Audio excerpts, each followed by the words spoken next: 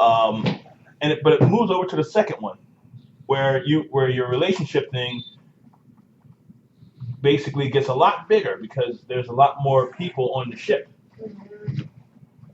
Um, and you can choose to cheat on the person that you're with if you want.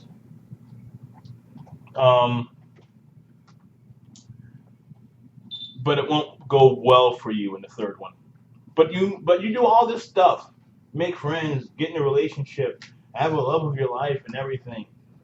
And then in the third one, you die. That's it. All that just to be dead. Damn. Sacrifice yourself. You sacrifice yourself for the good of the people. And Ryan is here. Hey, folks. Now, also another piece about the E3, about one of the panels on E3. EA's panel, which was they talked about a game that's basically near and dear to Ryan's heart, Need for Speed. See, don't go there today. No, please don't go there. Now, they have a new Need for Speed game that they showed off, which all the cars were fully customizable, and the graphics looked way too real to actually be a CGI made. It looks amazing. It looks amazing, but like I said before with Destiny, or like you said before with Destiny, don't believe the hype. I'll see it when I believe it. I mean, maybe not. Because so many games have come out with like these awesome looking graphics for their demos for the conferences and their commercials and stuff. Yeah, and then you see it. It's finished product, and it's just total hype. Yeah, it's like a movie trailer. Like they dumbed down the graphics and everything. They did that with Duke Nukem. Yeah. Which one? Duke Nukem Forever, the one that just the last one. Oh, okay. I did like that game. I did. I mean, I know I'm not a gamer and all, but I would figure that if you're seeing that in the promo and the demo and stuff, then shouldn't you see it in the game also? You should. You should, but they like to, take it out. Walk you over? Oh, yeah. Yeah, that's a big dick move right there. Oh, yeah. And seeing as how it's limited to Xbox One and PS4, which is graphics cards are good, they're still limited. Nothing compared to PC. Oh, and guess what? Big shout out to the PC gamers. They're not releasing it for PC. Which they could reach realistic graphics if they kept it for the PC too. But on Xbox One and PS4, the graphics cards are already aging. So, I can go out and buy a $1,200 graphics card and whip the llama's ass with the Xbox One and PS4. Hey, that's just me. They should at least give it an option for a PC to have true life, realistic physics and visuals. But since they have to limit it to the PS4 and Xbox One, I highly doubt it's going to look exactly like the promos. Well, it's just like with Street Fighter 4. Street Fighter 5. So what do you expect? Street Fighter 5, well, then again, Tekken 7 is supposed to be the final one. Really? Yeah. Oh. The very, very last one, because that's where Kazuya's mom comes in. Oh, man, Mom has to come in and kill everything. Oh, yeah. Oh, shit. Oh, and here's the kicker with Kazumi. Put your toys away, boys. Yeah, and here's the kicker. Since Kazumi's back from the dead, one of her projectile moves involves a tiger. A literal, real-life tiger. So if you punch somebody, a tiger comes out and actually bites the living shit out of them. That's Kazumi. Like, tiger uppercut. Again, tiger literally comes up from the ground. Wow. So what else was with E3? What else? So yeah, we have basically what happens here now the Sony panel really had some questionable stuff. But I mean, the one big thing that I liked about it was one of the pieces they had on there when they were talking about there was this one game made from an indie game designer who at the press conference was really, really nervous. Like you could see him shaking. He was so nervous, like being up there on stage with them, with a bunch of people. Mm-hmm. And it kind of tugged at my heartstrings when he started talking about his game and everything. Mm-hmm. And like, I can't for the life of me remember what the game was called, but it was about a red string, about a ball of about a person who was made out of yarn, and he unravels as he goes through the level.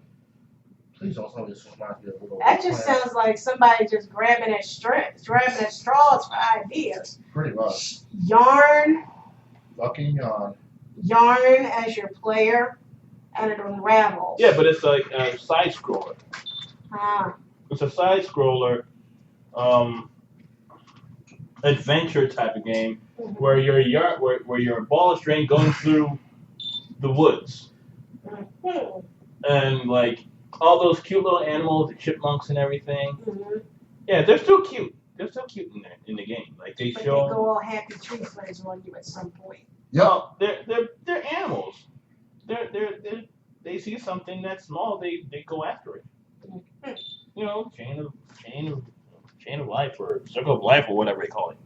So let me ask you something. How did you enjoy technically your first E3, even though it was on the internet?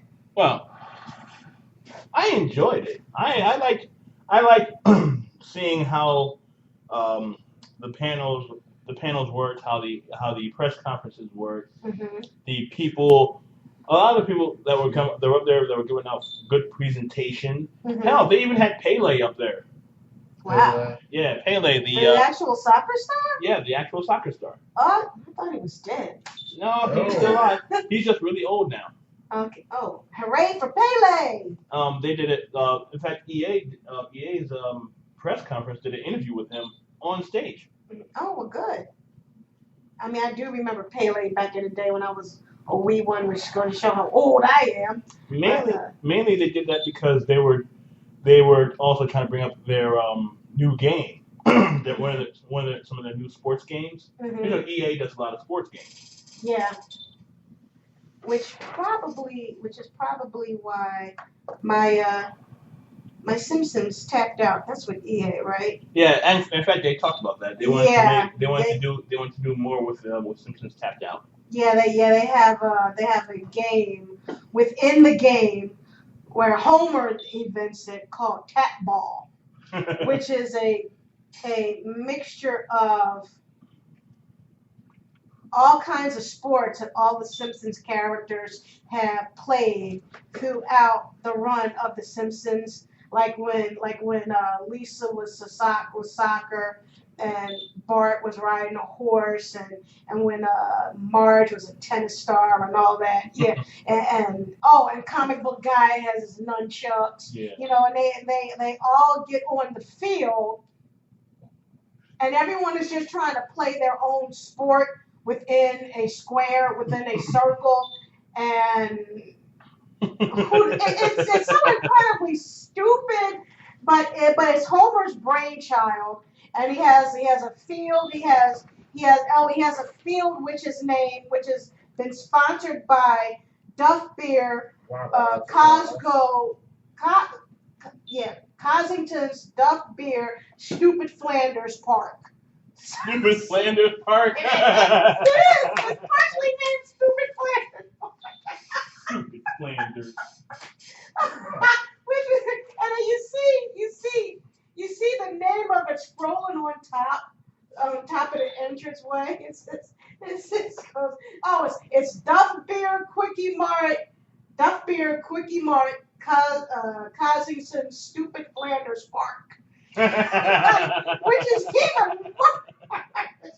Oh, and because Duff Beer is sponsoring it, they're also now charging you 240 donuts, of course, to purchase Duff Man, the Duff Brewery, and Lady Duff. Lady Duff is now there because Lady Duff is the proud sponsor of Tap Ball. So this is going to be a month of my life trying to play stupid tap ball in EA in Cossington's Quickie Mart, Duff Brewery, Stupid Flanders Park, and trying to find a way to get donuts to play this without spending a whole lot of my money. Because I want to save my money for something I can really sink my teeth into, like Otakon, which we'll talk about later. Not invisible donuts. If I'm going to spend $20 on donuts, it better be the Dunkin' Donut kind. That reminds me of something else that EA talked about in their panel. What? Before I go on to the music break here, they did a they talked about 2 Star Wars projects that they're working on right now. One of them is an expansion for Star Wars: The Old Republic, Shadows of the Empire, which they don't have any gameplay footage of it just yet, but they do have a trailer. But they did have a trailer for it, and I would hope that all of you would take a look. All of you out there would take a look at this trailer because it looks very interesting. A little confusing. It's on. You can check it out on YouTube. Of course, I'm sure most of you already have. But for those of you who haven't, take a look at it on YouTube. And it looks very interesting. I think there's also a new Star Wars series out.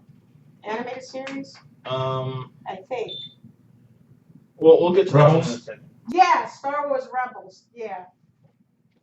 And also EA is coming out with Star Wars Battlefront, which people have been talking about for a while, and it looks, from the demos, it looks very interesting, but it's not something I'd hold my breath for. Why, are you afraid it's going to be don't believe the hype? Yeah.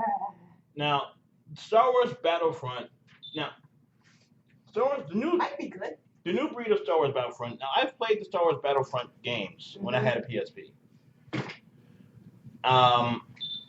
Now, it was very interesting, as far as gameplay is considered, to play in there and space combat and ground combat,